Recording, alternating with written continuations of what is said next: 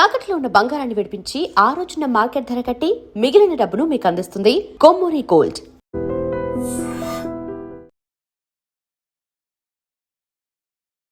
నమస్తే, welcome to I dream social spotlight with Kavitha. Epstein files ప్రపంచమంతా ఇప్పుడు మాట్లాడుకుంటోంది. ప్రపంచాన్ని షేక్ చేసేటువంటి వీడియోలు, డాక్యుమెంట్లు లక్షల సంఖ్యలో అవైలబుల్ గా ఉన్నాయి. యాక్చువల్ గా ఎప్స్టీన్ ఎవరు? ఎప్స్టీన్ కి అంత బ్యాక్గ్రౌండ్ ఎలా ఉంది? అంత సూపర్ రిచ్ ఎలా అయ్యాడు? ఒక ఐలాండ్ ని కొనుక్కోవడంతో పాటుగా బిజినెస్ టైకూన్స్ కావచ్చు, పొలిటీషియన్స్ కావచ్చు, ప్రపంచంలో ఉన్నటువంటి హూ అండ్ హూ అక్కడికి ఎందుకు వెళ్ళేవాళ్ళు, ఆయన ఏం ఆఫర్ చేసేవాళ్ళు, ఆ తర్వాత అనుకోకుండా సడన్ గా ఎప్స్టీన్ ఎలా చనిపోయాడు, బోల్డ్ అంత మిస్టరీ అనేది కనిపిస్తుంది. అంతకు మించినటువంటి ఒక సెన్సేషన్ ఇందులో ఉంది. యాక్చువల్ గా ఎప్స్టీన్ ఫైల్స్ అంటే ఏంటి? మనతో పాటుగా ఉన్నారు ప్రముఖ హ్యూమనిస్ట్ బాబు గోగినేని గారు. బాబు గారు నమస్కారం. నమస్కారం అండి. సో ఎప్స్టీన్ ఫైల్స్ లో ప్రపంచంలో ఎవరెవరో డబ్బున్న వాళ్ళు, పొలిటికల్ పవర్ ఉన్న వాళ్ళు అందరూ అక్కడ ఉన్నారు అనుకుంటే, చాలా హ్యూమన్ యాంగిల్గా చూస్తే మరీ హృదయాన్ని మెలివేసేటువంటి విజువల్స్, వీడియోస్. చిన్న పిల్లలండి, 3 years 4 years 5 years పిల్లలు, వాళ్ళకి ఎవరేంటో కూడా తెలియని కండిషన్లో ఆయనంటే పీడోఫైల్, బట్ మిగతా వాళ్ళు కూడా యూస్ చేసుకున్నారు అంటే ఏ స్టేట్లో మనం ఉన్నాం, ఏ మైండ్ సెట్ మనకు ఉందండి అసలు? అంటే ఎప్స్టీన్ అనే అతను కిరాతకమైన పనులు చేశాడన్న విషయంలో ఎటువంటి అనుమానము ఉండే అవకాశం లేదు. 2008లో ఆయన ఒక మైనర్ బాలికని ప్రాస్టిట్యూషన్ కోసం సాలిసిట్ చేశాడు అని ఆయన కన్విక్ట్ చేసి 2008 నుండి ఆయన సెక్స్ ఆఫెండర్స్ రిజిస్టర్లో ఆయన పేరుంది. సో ఎటువంటి అనుమానం లేదు, పబ్లిక్గా తెలిసిన విషయం. సెక్స్ ఆఫెండర్స్ లిస్ట్లో ఉన్నది అని అంటే, రిజిస్టర్ అయి ఉన్నది అని అంటే పబ్లిక్ ఎవరైనా కూడా చూస్తే తెలుస్తుంది. ఇది సీక్రెట్గా జరిగిన ట్రయల్ కాదు. ఈయన చాలా పెద్ద పెద్ద వాళ్ళతో తిరిగిన వ్యక్తి కాబట్టి ఇతను చెడ్డవాడు అని నాకు తెలియదు అని దీపక్ చోప్రా లాంటి వాళ్ళు కానీ, భారతదేశంలో ప్రస్తుతం మినిస్టర్గా ఉన్న హర్దీప్ సింగ్ పూరి కానీ ఎవరూ చెప్పటానికి అవకాశం లేదు. అది అనిల్ అంబానీ కావచ్చు, లేకపోతే this big group of very big people including Prince Andrew. అంటే ప్రస్తుతం యునైటెడ్ కింగ్డమ్కి రాజుగా ఉన్న చార్ల్స్ తమ్ముడు. అతని తల్లి బతికున్నప్పుడు, అంటే రాణిగారు ఉన్నప్పటి నుండి కూడా ఈ విషయాల గురించి పబ్లిక్గానే మాట్లాడుకునేవాళ్ళు. మనకి ఇప్పుడు ఆశ్చర్యం వేయాల్సింది మీరు అన్నట్టుగా ఇటువంటి వ్యక్తితో అసోసియేట్ అవ్వటానికి ఎవరు జంకలేదేంటి అన్నది. ఆఖరికి లెఫ్ట్ వింగ్ అంతా కూడా, లెఫ్ట్ థింకర్స్ కూడా, హ్యూమన్ రైట్స్ యాక్టివిస్టులు కూడా, చాలా గొప్పవాడని కీర్తించే నోమ్ హామ్స్కీ కూడా ఈయనతో టచ్లో ఉన్నాడు. అంటే ఆయనతో మాట్లాడుతుంటే ఆ నేరంలో భాగం అని కాదు, నేరస్తుడిని దూరం పెట్టలేదు అన్న నైతిక ఆగ్రహం. ఇప్పుడు నేరస్తుడు ఇంత ఘోరమైన నేరాలు చేశాడు, ఈ కీచకుడు, కిరాతకుడు అయిన వ్యక్తిని తమ ఫ్రెండ్స్ సర్కిల్లో ఎంటర్టైన్ చేయటం ఏంటి అని. దాంట్లో ఈలాన్ మస్క్ ఉన్నాడు, దాంట్లో బిల్ క్లింటన్ ఉన్నాడు. ఎవరు లేరని చెప్పటం చాలా ఈజీ ఏమో. బిల్ గేట్స్ ఉన్నాడు. బిల్ గేట్స్ తన మ్యారేజ్ ఫెయిల్ అవ్వటానికి ఎప్స్టీన్ కారణం అని ఆయనని వదిలేసిన ఆయన భార్య, ఫార్మర్ వైఫ్, ఆవిడ కూడా చెప్పారు. Correct, Melinda gates. వీళ్ళందరూ కూడా ఈ ఎప్స్టీన్ ట్రాప్లో ఎట్లా పడ్డారు? ఎప్స్టీన్ అనే అతను ఒక పవర్ బ్రోకర్. ఎప్స్టీన్ అనే అతను ఒక సెక్షువల్ పర్వర్ట్. ఎప్స్టీన్ అనే అతను ఒక బ్రాతెల్ నడిపాడు.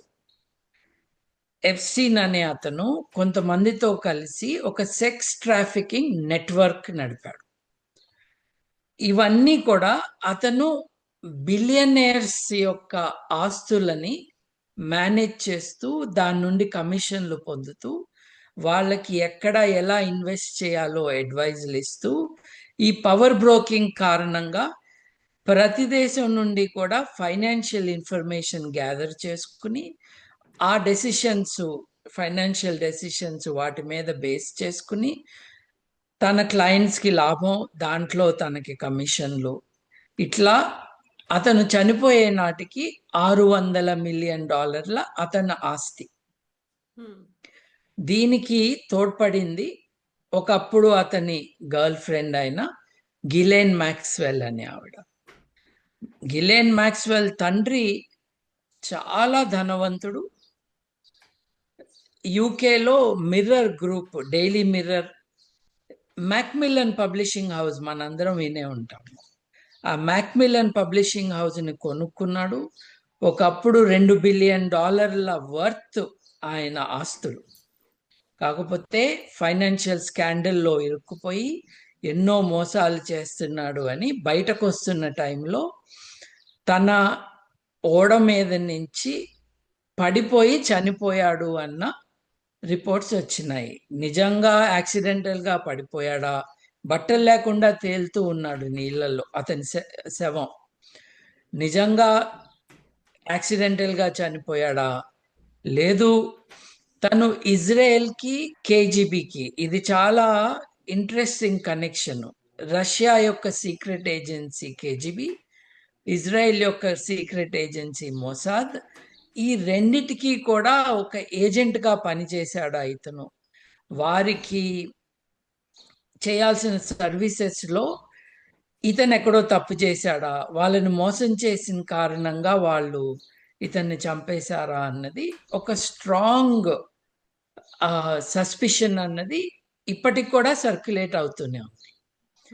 అలాగే ఎప్స్టీన్ ఫైల్స్ అని మీరు ఏదైతే అంటున్నారో అవి 60 లక్షల డాక్యుమెంట్లు, ఈమెయిల్స్, వాయిస్ మెసేజెస్, ఫోటోలు, వీడియోలు, వాటిల్లో కొద్ది కొద్దిగా రిలీజ్ అవుతూ ఉన్నాయి. ఇప్పటి వరకు ఒక 35 లక్షల డాక్యుమెంట్స్ రిలీజ్ అయినాయి.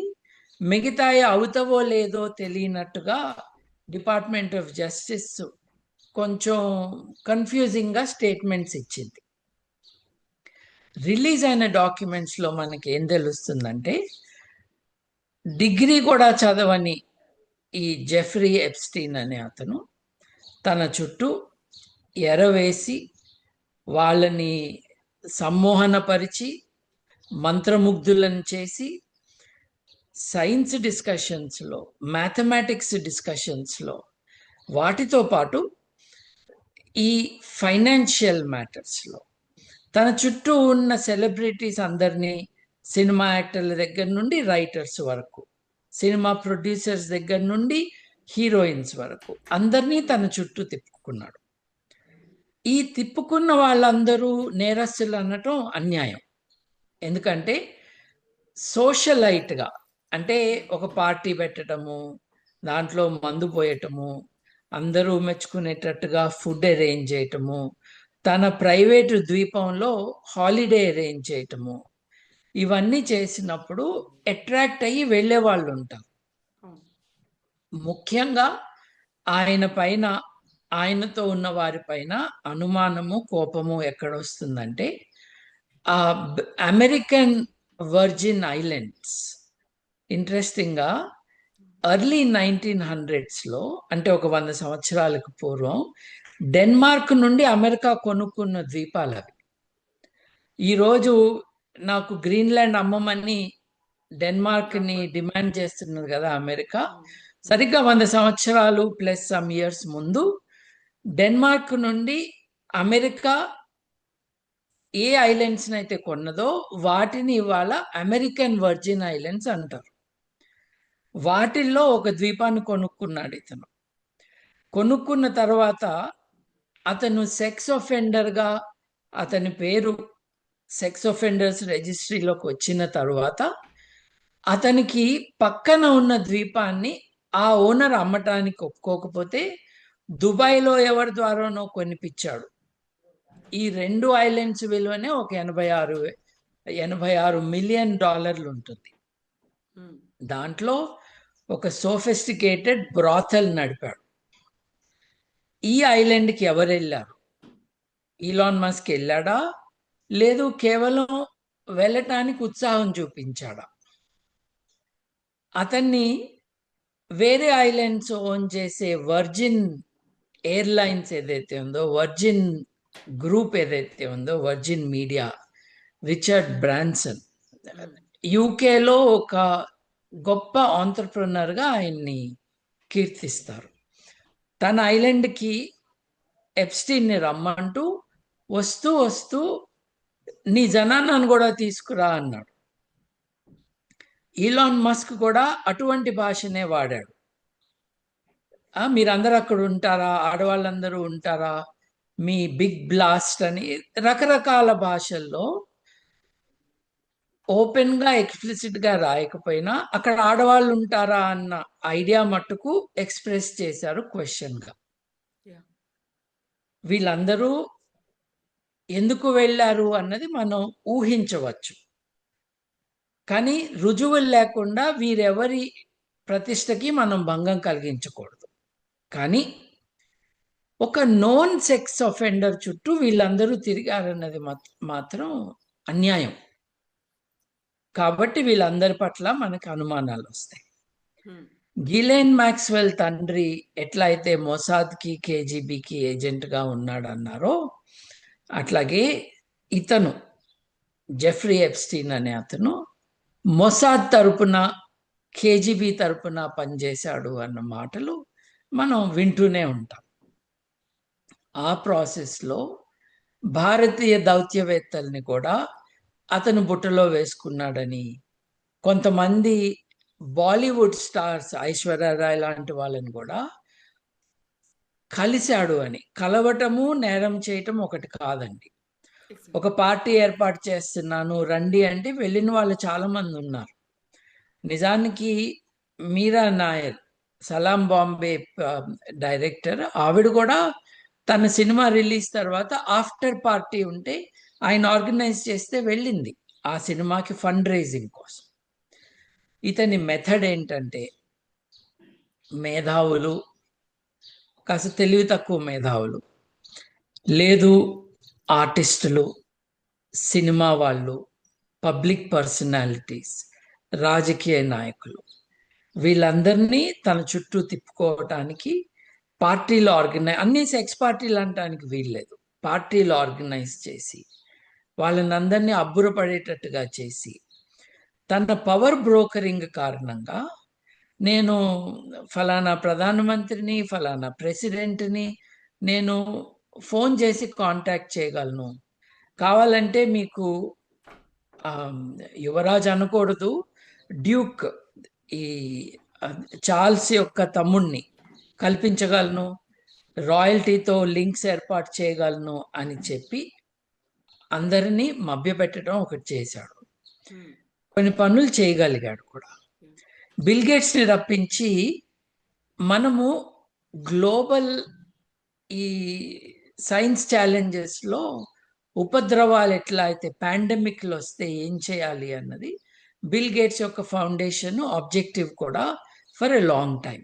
మానవాళి ప్రిపేర్ అయి ఉండాలి. వైరల్ అటాక్స్ వస్తే పాండమిక్స్ నుంచి మానవాళిని ఎలా రక్షించాలి. 500 ఏళ్ల క్రితం యూరోప్లో సగం జనాభా మాయమైపోయింది ఇటువంటి మహమ్మారుల కారణంగా.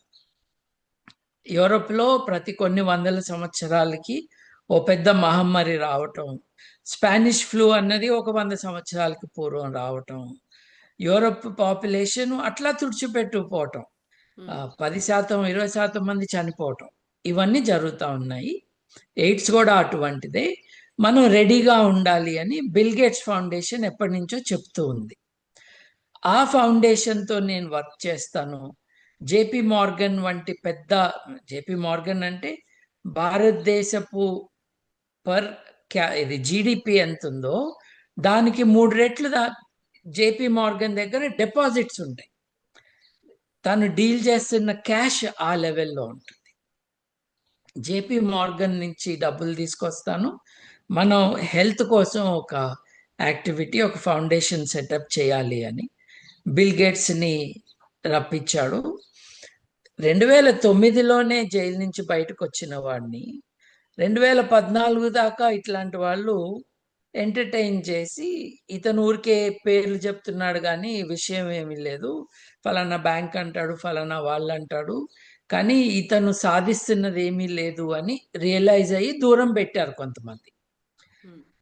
అట్లాంటి వాళ్ళలో బిల్ గేట్స్ కూడా ఒకడు. సో ఓవరాల్గా చూసుకుంటే ఒక దుర్మార్గుడు, నీచుడు, సెక్షువల్ పర్వర్ట్ ఒక ఆస్పెక్ట్. పవర్ బ్రోకరు, వివిధ దేశాలకి సీక్రెట్ ఏజెంట్గా వారి ఇంట్రెస్ట్ని ప్రమోట్ చేయటానికి డబ్బులు తీసుకుని పనిచేసే ఒక గూఢచారి టైప్ మనిషి, లేదు ఒక లాబీయిస్ట్. 3, ఒక బ్రాతల్ సెక్స్ ట్రాఫికింగ్ యాక్టివిటీని చేస్తున్న ఒక వ్యక్తి. 4, చాలా ధనవంతుల డబ్బు తను మేనేజ్ చేస్తూ వాళ్ళని తను గుప్పెట్లో పెట్టుకోవటం, ఆ యాక్టివిటీ ద్వారా తను బాగా సంపాదించడం. ఇలా చేస్తున్న క్రమంలోనే మనం అనిల్ అంబానీ పేరు కొన్ని వందల సార్లు వచ్చిందంట ఆ ఎప్స్టీన్ ఫైల్స్లో. ఇప్పుడు నేను చెప్పిన ఈ 35 లక్షల డాక్యుమెంట్స్లో కొన్ని వందల సార్లు, చాలా మంది పెద్దవాళ్ళ పేర్లు చాలా సార్లు వచ్చినాయి. బట్ ఇట్ మీన్స్ నథింగ్ అండి. ఒక చెడ్డవాడు నేమ్ డ్రాపింగ్లో రకరకాల పేర్లు వాడాడు కూడా. అంత మాత్రాన వీళ్ళు కంప్లీట్లీ ఇన్నోసెంట్ కాదు. ఇన్నోసెంట్ ఆఫ్ సెక్షువల్ క్రైమ్స్ అయి ఉండొచ్చు, కానీ ఇతను ఈ పవర్ బ్రోకింగ్లో భాగంగా ఫలానా ప్రధానమంత్రిని, ఫలానా ప్రెసిడెంట్ని నేను ఇన్ఫ్లుయెన్స్ చేశాను కాబట్టి ఇజ్రాయెల్కి మంచి జరుగుతుంది, చూస్తూ ఉండండి అని ఈ బోస్టింగ్ చేయటం, అతను చెప్పినవి చాలా జరగటం అన్నది మనం చూస్తున్నాం. ఎగ్జాక్ట్లీ అండి. పీడోఫైల్స్ మామూలుగా చిన్నపిల్లలు అంటే మైనారిటీయో లేకుంటే టీనేజర్లో అనుకుంటాము. అలా కాకుండా దాన్ని కొనుక్కున్నటువంటి ఐలాండ్కే పీడోఫైల్ ఐలాండ్ అనేటువంటి ఒక పేరు కూడా పడిపోవడం అంటే అక్కడ ఎలాంటి దుర్మార్గాలు జరిగాయి అనేది. సో అంత వాటికి అలవాటు పడిపోయారా, అడిక్ట్ అయిపోయారా? ఇంతమంది కూడా రెగ్యులర్గా వెళ్ళేవాళ్ళు. చిన్నపిల్లలు ఉన్నారా అని కూడా అడిగి తెలుసుకొని మరి వెళ్ళడానికి ఇంట్రెస్ట్ చూపించారు అంటే కేవలం అక్కడ ఉన్నటువంటి జెఫ్రీ ఎప్స్టీన్ ఎవరైతే ఆర్గనైజ్ చేశారో ఆయన మీద మాత్రమే కాదు, వీళ్ళందరి మీద కూడా క్వశ్చన్ అనేది కనిపిస్తోంది. వాళ్ళని కూడా కల్ప్రిట్స్గా చేయాల్సిన అవసరం ఉంది.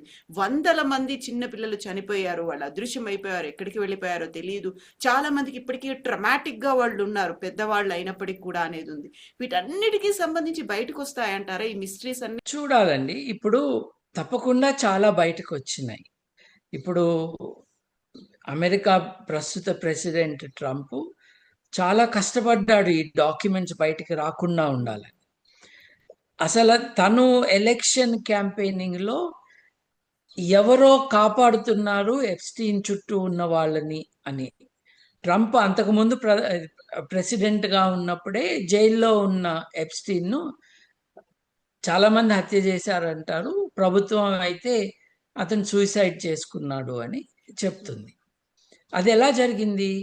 2008లో మైనర్ బాలికలతో అతని మిస్బిహేవియరు, మైనర్లని ప్రాస్టిట్యూషన్లోకి దింపుతున్నాడు అన్న అభియోగాల పైన అతన్ని అరెస్ట్ చేసినప్పుడు నేరాన్ని ఒప్పుకున్నాడు. నేరం ఒప్పుకున్నప్పుడు చాలా ఆశ్చర్యకరం, అతను ప్లీ బార్గెయిన్ అంటారు అమెరికాలో. మీరు ప్రభుత్వానికి, ప్రాసిక్యూషన్కి నేను ఒప్పుకుంటాను, నాకు శిక్ష ఎంత తక్కువ వేస్తారు అని అడుగుతారు. ఎటువంటి శిక్ష వేస్తారు అని అడుగుతారు. ఎందుకంటే మీరు నేనేమి తప్పు చేయలేదు అని అంటే అది నిరూపించటానికి జ్యూరీని ఎస్టాబ్లిష్ చేయాలి, చాలా తతంగం ఉంటుంది, ఖర్చు అవుతుంది, విషయం తేలకుండా చాలా కాలం నడుస్తుంది. కాబట్టి ఇతను ప్లీ బార్గెన్లో అవును నేను ఈ పని చేశాను, ఈ తప్పు చేశాను, ఇది నేను ఎప్పుడు ఒప్పుకుంటానంటే నాతో పాటు ఉన్న ఎవరిని కూడా మీరు ఇంటర్వ్యూ కానీ ఇంటరాగేట్ కానీ చేయకూడదు. మొదటి ఇన్వాల్వ్ చేయకండి వాళ్ళని ఎవరిని ఇన్వెస్టిగేషన్లో. రెండవది, నాకు వర్క్ రిలీజ్ ఇవ్వండి. వర్క్ రిలీజ్ అంటే ఇతన్ని అరెస్ట్ చేస్తారు, ఇతనికి ప్రిజన్ సెంటెన్స్ పడుతుంది. ఇతనికి యాక్చువల్లీ 18 నెలలు ప్రిజన్ సెంటెన్స్ పడింది. ఈ 18 నెలల పాటు పొద్దున్నుంచి సాయంత్రం వరకు 12 గంటల పాటు నన్ను ప్రిజన్ బయటకు వెళ్ళేటట్టుగా నాకు పర్మిషన్ ఇవ్వండి, నేను పని చేసుకుంటాను.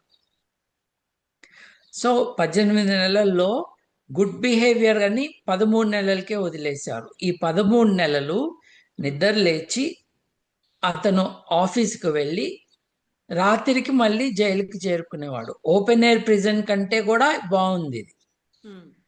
ఇట్లా 13 నెలలు అతను అక్కడ ఉన్నాడు. ఈ బార్గెనింగ్ అంతా కూడా సౌత్లో జరిగింది. న్యూయార్క్లో 2018-19లో ఈ విషయం మీద ఒక అనుమానం వచ్చింది అక్కడ ప్రాసిక్యూటర్లకి.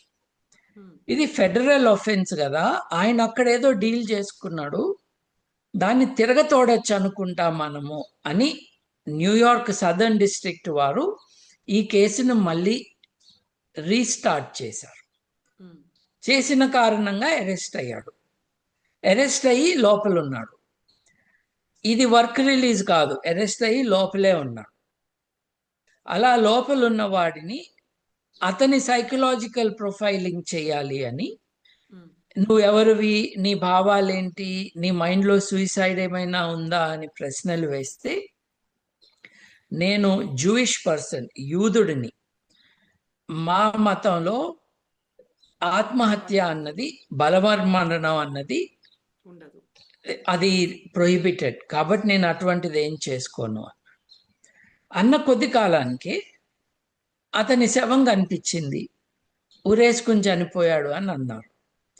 అతని తమ్ముడితో సహా ఎలా సాధ్యమో ఆ వీడియో ఫుటేజ్ చూపియండి అని అన్నారు. వీడియో ఫుటేజ్ ఎంతవరకు చూపించగలరు? అతను ఏ సెల్లో అయితే ఉన్నాడో ఆ సెల్లోకి ఎవరైనా వచ్చారా, సెల్ బయటకు ఎవరైనా వెళ్ళారా. ఇతని శవం కనిపించిన ఉదయం అప్పటికి 12 గంటల ముందు ఏం జరిగిందని వీడియో చూస్తూ ఉంటే, అర్ధరాత్రికి ముందు ఒక 2 నిమిషాలు 3 నిమిషాలు ఫుటేజ్ లేదు. ఫుటేజ్ ఎందుకు లేదు అని అంటే, ప్రిజన్లో ప్రతిరోజు అర్ధరాత్రి ఒక కెమెరా ఆఫ్ అయ్యి ఇంకో కెమెరా ఆన్ అవుతుంది. కాబట్టి ఒక 3 నిమిషాలు 4 నిమిషాలు వాట్ ఎవర్ దట్ ఈస్ అక్కడ బ్లాంక్గా ఉంది అని ప్రిజన్ అథారిటీస్ చెప్పారు. అలా అయితే అంతకు ముందు రోజు కానీ తర్వాత రోజు కానీ అట్లా అయిందా అని అడిగితే సమాధానం లేదు. సో అనుమానాస్పద పరిస్థితుల్లోనే ఇతను చనిపోయాడు అన్నది మోస్ట్ పీపుల్స్ కన్క్లూషన్. అప్పుడు అధ్యక్షుడు ఎవరు? ఈయన. ఈ విషయాలు బయటికి రాకుండా చేశారు. ఈ విషయాలు బయటకు వస్తే ఎవరెవరి పేర్లు బయటకు వస్తాయో తెలియదు కాబట్టి భయపడి ఇన్ఫ్లుయెన్స్ ఉన్నవారు ఇతన్ని లేపేయించారు ప్రిజన్లో అన్నది ఒక conclusion, but not founded by evidence. It's a suspicion. ఈ సర్కమ్స్టాన్సెస్లో అలా అయి ఉండొచ్చు అని అనుకోవటం. ఈ ప్రాసెస్లో డాక్యుమెంట్స్ ఏవి కూడా బయటికి రాకూడదు అని కోర్టు చెప్పింది. ఎందుకు? ఈ డాక్యుమెంట్స్లో విక్టిమ్స్ పేర్లు ఉన్నాయి. ఇప్పుడు మన దేశంలో నిర్భయ అంటాం, నిజంగా అమ్మాయి పేరు నిర్భయ కాదు, కానీ విక్టిమ్ యొక్క పేరు చెప్పకూడదు. అట్లీస్ట్ బతికి ఉన్న విక్టిమ్ పేరు చెప్పకూడదు. ఆ విక్టిమ్ యొక్క సమ్మతి కానీ ఆ విక్టిమ్ ఆన్ దేర్ ఓన్ వచ్చి చెప్పటం వేరు. ఈ లా ఎన్ఫోర్స్మెంట్ కానీ జర్నలిస్టులు కానీ ఎవరు పేర్లు చెప్పకూడదు.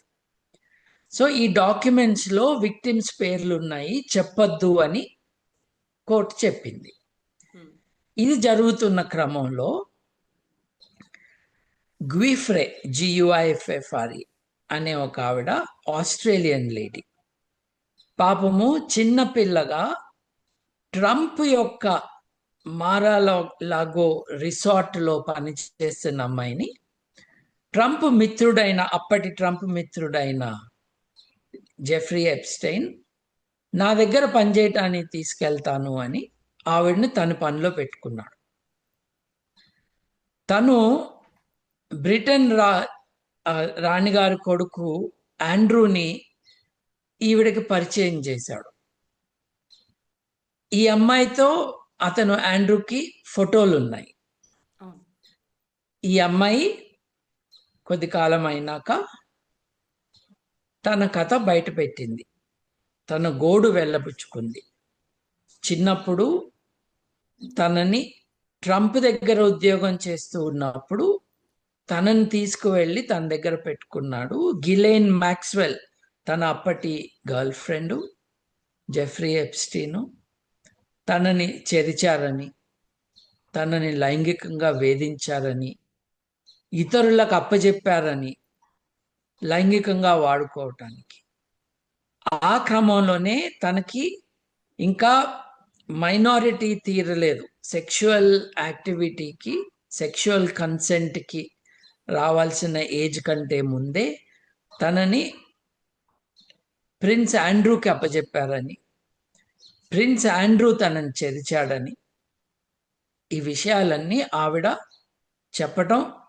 చెప్పిన తర్వాత ఆండ్రూ ఆవిడకి $22 మిలియన్ సివిల్ సెటిల్మెంట్, అంటే నేను తప్పు చేశానని ఒప్పుకోకుండా నీకు ఈ కష్టాల కారణంగా ఇన్ని డబ్బులు ఇచ్చి వదిలించుకుంటున్నాను నిన్ను అన్నట్టుగా $22 మిలియన్ ఆ అమ్మాయికి ఇచ్చారని, ఆవిడ 40 వయసులోనో లేట్ 40స్లోనో ఇది భరించలేక తనని ఎవరు నమ్మట్లేదు అని లాస్ట్ ఇయర్ సూసైడ్ చేసుకున్నారు ఆవిడ, ఆస్ట్రేలియాలోనే. నా ఒక ప్రశ్న ఏంటంటే, 16 ఏళ్ళు నిండని, 18 ఏళ్ళు నిండని ఈ చిన్న పిల్లల్ని, ఆడపిల్లల్ని వాళ్ళ తల్లిదండ్రులు ఎట్లా పంపించారు వీళ్ళ దగ్గరికి? ఇప్పుడు వాళ్ళు సొంతంగా వెళ్ళలేదు కదా, ఆ కన్సెంట్ వాళ్ళకి ఆ ఏజ్ లేదు కదా. They are not eligible to give consent for sexual activity. అసలు 16 ఏళ్ళు దేశం బట్టి 16 ఏళ్ళు 18 ఏళ్ళ వరకు తమ తల్లిదండ్రుల రక్షణలో పెరగాల్సిన పిల్లలు వాళ్ళు వీళ్ళ చేతిలోకి ఎలా చిక్కారు? ఆ తల్లిదండ్రులు ఏమీ ఎందుకు మాట్లాడలేదు? దానికి ఆన్సర్గా ఏం చెప్పారంటే, ఇలా జరుగుతుందని ఎవరికైనా నువ్వు చెప్తే నిన్ను ఈ గోల్ఫ్ కోర్సులో ఆ 9 హోల్ 16 హోల్ గోల్ఫ్ కోర్సెస్ ఏవైతే ఉంటాయో ఫలానా హోల్ దగ్గర నువ్వు ఫర్టిలైజర్ అయితే వెళ్తావు, నీ శవం అక్కడ ఉంటుంది అని. మీ అమ్మని, మీ నాన్నని, మీ చెల్లిని, మీ తమ్ముడిని లేపేస్తాం ఎవరితో అయినా మాట్లాడితే కూడా ఈ విషయాలని చెప్పి వాళ్ళని సెక్షువల్ స్లేవరీలో దింపారు అని చెప్తూ ఉన్నారు. ఇది విక్టిమ్స్ అంటున్న వాళ్ళు చెప్తున్నారు కాబట్టి దాన్ని తీసి పారేయకూడదు. ఏదో ఒక జర్నలిస్ట్ చెప్పిన మాటలు కాదు ఇవి. This is the overall background అండి. ఈ సెక్షువల్ పర్వర్షను, ఈ ఎక్స్ట్రీమ్ క్రిమినాలిటీ కారణంగా చిన్నారులు, చిన్న బిడ్డలు వారందరూ వీరి పర్వర్షన్కి, వీళ్ళ సెక్షువల్ హంగర్కి చిక్కారు, మోసపోయారు, విక్టిమ్స్ అయ్యారు, కొంతమంది హతులైపోయారు. ఇది మనకి ఇప్పటి వరకు తెలిసిన విషయాలు. సో ఇప్పటికైతే దీన్ని ఫర్దర్ ఇన్వెస్టిగేషన్ అన్నది ఏ డైరెక్షన్లో జరుగుతుంది అన్నది క్లారిటీ లేదు. ఎందుకు లేదు అనంటే, డిపార్ట్మెంట్ ఆఫ్ జస్టిస్ కన్ఫ్యూజింగ్గా ఇంకా ఉన్నాయి, మేము రిలీజ్ చేయబోవట్లేదు అని 2 మెసేజెస్ ఇచ్చాం. మేము ప్రతి డాక్యుమెంటరీని ఎడిట్ చేయాలి, ఎడిట్ చేసి విక్టిమ్స్ పేర్లు కనపడకుండా చేయాలి అని దానికి బ్లాక్ మార్క్ పెట్టడం అన్నది చేస్తున్నారు. కొన్ని డాక్యుమెంట్స్లో విక్టిమ్స్ పేర్లే కాదు, అక్యూజ్డ్ పేర్లు కూడా బ్లాక్ చేసి ఉన్నాయి. కొన్ని డాక్యుమెంట్స్లో కమ్యూనికేషన్ ఫ్రమ్ అక్యూజ్డ్ వాళ్ళ పేర్లు కూడా బ్లాక్ చేసి ఉన్నాయి. ఆ బ్లాకేజ్ వెనకాల పేర్లు ఏమిటి అని కొంతమంది కంప్యూటర్స్లో స్పెషలిస్టులుగా, ఫోరెన్సిక్ అనాలిసిస్లో స్పెషలిస్టులుగా ఉన్నవారు కొన్ని పేర్లు బయట పెట్టారు. మీ వీక్షకులకి ఇంట్రెస్ట్ ఉంటే జీమెయిల్ తెలుసు కదా మీకు. జీ బదులు J, J for Jeffrey, J for Jack, J mail, Gmail లాగా gmail.com అని మీరు కొట్టండి. ఇది అమెరికాలో బేస్ అయిన కొంతమంది కంప్యూటర్ స్పెషలిస్టులు జెఫ్రీ ఎప్స్టైన్ యొక్క జీమెయిల్ కమ్యూనికేషన్స్ ఏవైతే డిపార్ట్మెంట్ ఆఫ్ జస్టిస్ పబ్లిక్ చేసిందో, ఇది హ్యాకింగు, దొంగతనము, ప్రైవసీ అని కాదు, ప్రభుత్వం ఏవైతే తన వెబ్సైట్లో పెట్టిందో అవి యాక్సెస్ ఈజీగా లేదు. ఏదైనా తెలుసుకోవాలని అంటే తెలియట్లేదు. 35 లక్షల డాక్యుమెంట్స్ ఎవరు చూడగలరు? కాబట్టి దాంట్లో ఈమెయిల్స్ని జీమెయిల్ క్లోన్గా, అంటే చూస్తే జీమెయిల్ లాగా ఉండేటట్టుగా కొంతమంది కంప్యూటర్ స్పెషలిస్టులు క్రియేట్ చేశారు. ఎవరైనా సరే gmail.com అని కొడితే ఒక జీమెయిల్ లాంటి అకౌంట్ తెలుస్తుంది, మీకు ఓపెన్ అవుతుంది. You are viewing this as if you are Jeffrey Epstein అని మీకు నోటీస్ వస్తుంది. మీరు ఆ డాక్యుమెంట్స్ చూడొచ్చు, దాంట్లో సెర్చ్ చేయొచ్చు.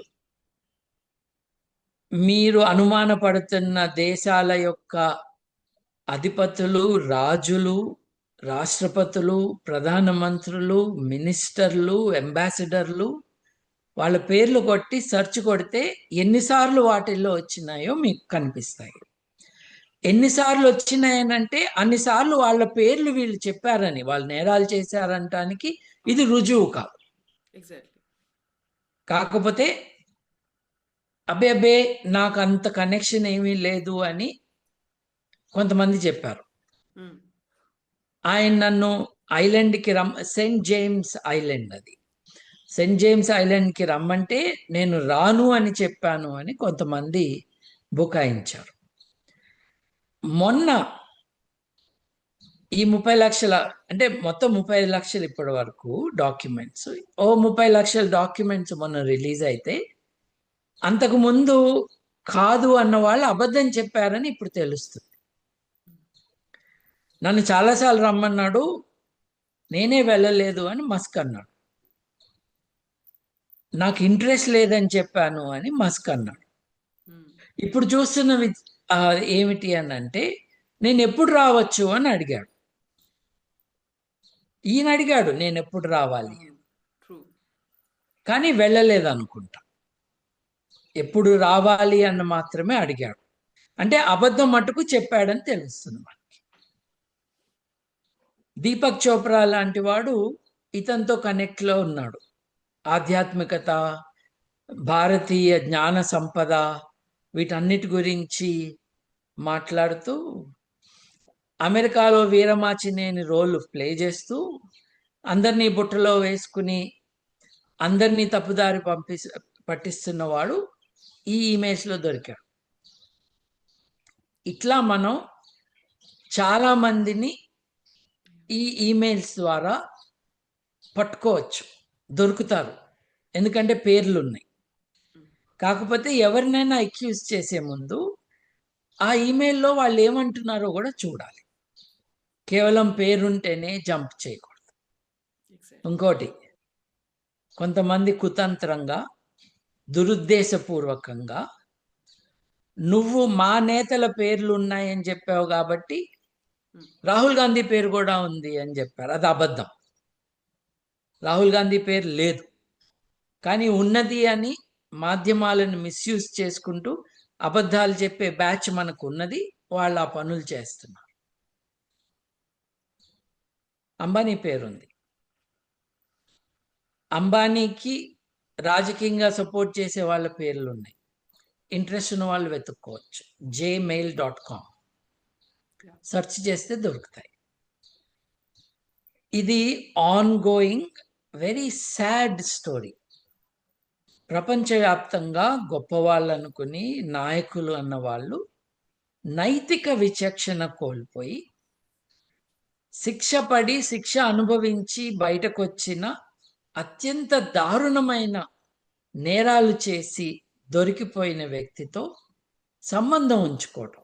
వాళ్ళతో నేరం చేశారని కాదు. అటువంటి వాళ్ళని తమ ఫ్రెండ్ లిస్ట్‌లో పెట్టుకోవటం, అటువంటి వాడి ద్వీపానికి నేనెప్పుడు రావచ్చు అని క్వెషన్‌లేయటం, నువ్వు మా దగ్గరికి ఎప్పుడొస్తున్నావని అడగటం, ఉమ్, ఇదంతా చాలా దారుణమైన విషయం అండి. మనం ఇది ఇంత ఓపెన్‌గా బయటకు రాకముందు ఇటలీ ప్రధానమంత్రి బెర్లుస్కోనీ గురించి విన్నాం. చాలా చీదర వేసి, డోకు వచ్చే స్టోరీస్ మనం ప్రైమ్ మినిస్టర్ బెర్లుస్కోనీ గురించి ఓపెన్‌గా న్యూస్ పేపర్స్‌లో రావటం చూసాం. ఆయన తన ఇంట్లో, ఏది రోమ్‌లో తన ఇంట్లో, తను కూడా సార్డినియా అనే ఒక ద్వీపం ఆయనది కాదు. సార్డినియా ద్వీపంలో తనకొక కోట లాంటి ఒక పెద్ద ఎస్టాబ్లిష్మెంట్ ఉంది. దానికి మొరొకో నుండో ఇంకో దేశం నుండో అండర్ ఏజ్ పిల్లలు వచ్చారు, వాళ్ళతో సెక్షువల్ కాంటాక్ట్ ఈయన పెట్టుకున్నాడు అని కేసు పెట్టి ఆయనకి 7 సంవత్సరాల జైలు శిక్ష విధించారు. yeah. ఈ పీటర్ మాండెల్సన్ అనే ఆయన టోనీ బ్లేర్ క్యాబినెట్లో మినిస్టర్, బ్రిటన్. లేబర్ పార్టీ తరపున 2 సార్లు మినిస్టర్గా ఉన్నాడు. మొన్నటి వరకు యూకే తరపున యునైటెడ్ స్టేట్స్కి అంబాసిడర్గా, రాయబారిగా పంపబడ్డాడు. అంటే ఒక యునైటెడ్ కింగ్డమ్ యూకే నుండి వచ్చిన ఎనీ పబ్లిక్ ఆఫీషియల్కి లభించే చాలా గొప్ప గౌరవం యూకేకి రాయబారిగా అమెరికాకి పంపబడటం. అతను ఎప్స్టీన్ ఫైల్స్లో దొరకటం, ఎప్స్టీన్ని జైలు నుండి బయటకు పంపిస్తున్న రోజు, ఈ రోజుతో నీకు లిబర్టీ, ఇది లిబరేషన్ డే అని మెసేజ్ పెట్టడం. అంటే నువ్వు చేసిన కిరాతకానికి నువ్వు శిక్ష అనుభవించావు, బయటకు వచ్చాక బుద్ధిగా ఉండు కాదు. దీనితో you are free, liberation day. యూరప్కి లిబరేషన్ డే అన్న పదం చాలా ఇంపార్టెంట్ పదం. ఎందుకంటే హిట్లర్ నుండి యూరప్ని విడిపించింది అమెరికా, దాన్ని లిబరేషన్ డే అంటారు. ఈరోజు నీకు లిబరేషన్ డే అన్నాడు.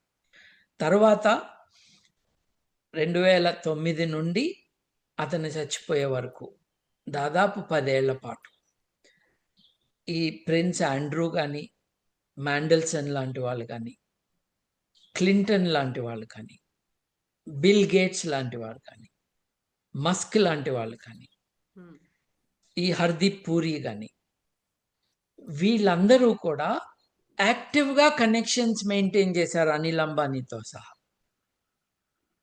ఇప్పుడు ఎవరో మీ పేరు చెప్పటం కాదు, వీళ్ళే మెయిల్స్ పంపించి కరెస్పాండెన్స్లో ఉన్నారు, లేదు వీళ్ళ ఏజెంట్స్ వీళ్ళ తరపున కరెస్పాండెన్స్లో ఉన్నారు. ఇది చాలా విచారకరమైన విషయం. వాళ్ళు వాళ్ళ ఆనర్ని, వాళ్ళ ప్రతిష్టని వాళ్ళే కాపాడుకోవాలి, బయటకు వచ్చి చెప్పాలి. దీంట్లో చాలా ఇంట్రీగింగ్ మ్యాటర్ ఏంటంటే, ప్రెసిడెంట్ క్లింటన్ ఆయన ఐలాండ్కి వెళ్ళాడని, చాలాసార్లు వెళ్ళాడని, అక్కడి నుండి కొన్ని ఫోటోలు పంపించారు. ఈరోజు ఏ ఫోటో నిజమో ఏది అబద్ధమో తెలియనట్టుగా ఏఐ ద్వారా చాలా మంది పైన వికృతంగా, దురుద్దేశపూర్వకంగా కొన్ని డాక్యుమెంట్స్ సృష్టిస్తున్నారు. అట్లా సృష్టించారు అని కొంతమంది చెప్తున్నారు. ఈ విషయం ఏంటో చెప్పడానికి కాంగ్రెషనల్ హియరింగ్, అంటే పార్లమెంటు మనకి ఎలాగో భారతదేశానికి, అమెరికాకి కాంగ్రెస్ యొక్క హియరింగ్కి రమ్మని ఆయనకి, ఆయన భార్యకి నోటీస్ పంపిస్తే, మేము రాము, ఇది మమ్మల్ని అనవసరంగా ఇరికించటానికి, ఒక తమాషాలో మమ్మల్ని భాగం చేయటానికి మీరు పిలుస్తున్నారు అని వీళ్ళు ఇనీషియల్గా అన్నారు. అన్న తర్వాత కాంగ్రెస్ రమ్మంటే రాకపోతే మీకు వారెంట్ జారీ అవుతుంది. ఇప్పుడు మన దేశంలో లాగానే స్పీకర్కి జడ్జి గారి పవర్లు ఉంటాయి కదా మన దేశంలో, అట్లాగే జ్యుడిషియల్ పవర్స్, ఈ కాంగ్రెషనల్ హియరింగ్స్ కూడా ఉంటాయి. వారెంట్ ఇష్యూ చేసి వాళ్ళని అరెస్ట్ చేసి తప్పించవచ్చు. అలా చేయబోతున్నారు అని ఇప్పుడు మేము వస్తున్నాములే అని వీళ్ళు ఇన్ఫర్మేషన్ ఇచ్చారు. ఇదంతా కూడా డెమోక్రాట్ పార్టీ లీడర్సు, ఇంతకు ముందు ప్రెసిడెంట్లుగా ఉన్న వాళ్ళందరినీ ఇరికించటానికి దురుద్దేశంతో చేసిన పనులు అని వాళ్ళ అబ్జెక్షన్. ఏ సైడ్ ఉన్నా కూడా ఎంతో దారుణంగా జరిగిన ఈ నేరాలు ఏవైతే ఉన్నాయో వాటిల్లో భాగం పంచుకున్నది రెండు పార్టీల వాళ్ళని అర్థమవుతుంది. ఈ very big rich industrialist, capitalist, fund managers, politicians దీంట్లో ఉన్నారని అర్థమవుతుంది. మగవాళ్లే కాదు, ఆడవాళ్ళు కూడా ఇన్వాల్వ్ అయి ఉన్నారు అని మనకు అర్థమవుతుంది. సో దిస్ ఈజ్ డోకొచ్చి గుండె తరుక్కుపోయే కథనాల వెనుక ఈ అగ్లీ రియాలిటీ ఉంది. నేను ఇప్పుడు మీకు హింట్గా ఏవైతే చెప్పానో, ఎవరికి ఇంట్రెస్ట్ ఉన్నా gmail.comకి వెళ్ళి ఓపికగా చదువుకోవచ్చు. కొన్నేమో చాలా ఇన్నోసెంట్ మెసేజ్లు. మీరు యంగ్ గర్ల్స్ అని సెర్చ్ చేస్తేనో లేకపోతే సిమిలర్ వర్డ్స్ మీ అభిమాన రాజకీయ నాయకుడి పేరో దాంట్లో వేసి సెర్చ్ చేస్తే ఆ మెన్షన్స్ ఉంటే అవి వస్తాయి రిజల్ట్స్.